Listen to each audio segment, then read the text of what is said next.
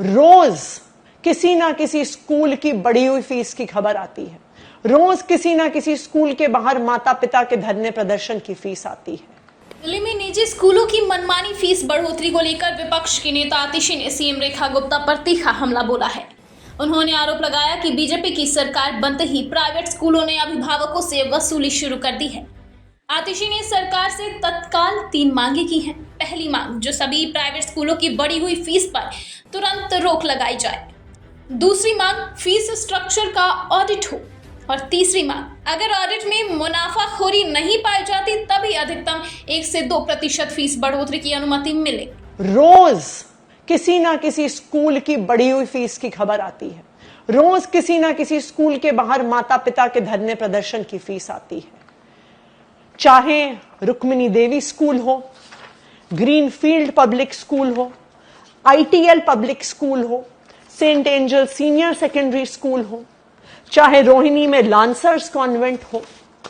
ये तो कुछ ही उदाहरण हैं स्कूलों के जिन्होंने अपनी फीस बढ़ाई है।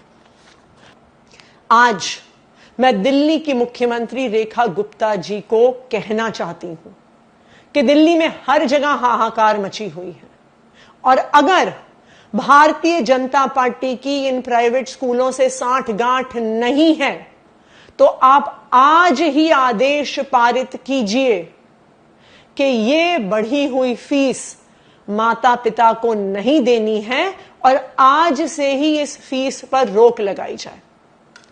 तुरंत सब स्कूल जो अपनी फीस बढ़ा रहे हैं उनका ऑडिट करवाया जाए और ऑडिट होने के बाद ही किसी भी स्कूल को अपनी फीस बढ़ाने का और बढ़ी हुई फीस माता पिता से लेने का अधिकार दिया जाए। तो हमारी भारतीय जनता पार्टी की दिल्ली सरकार से 3 मांगे हैं।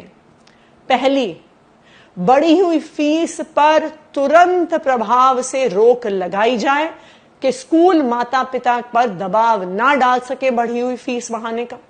दूसरा, सभी प्राइवेट स्कूल जो फीस बढ़ा रहे हैं तुरंत सीएजी इम्पैनल्ड ऑडिटर से उनका ऑडिट कराया जाए।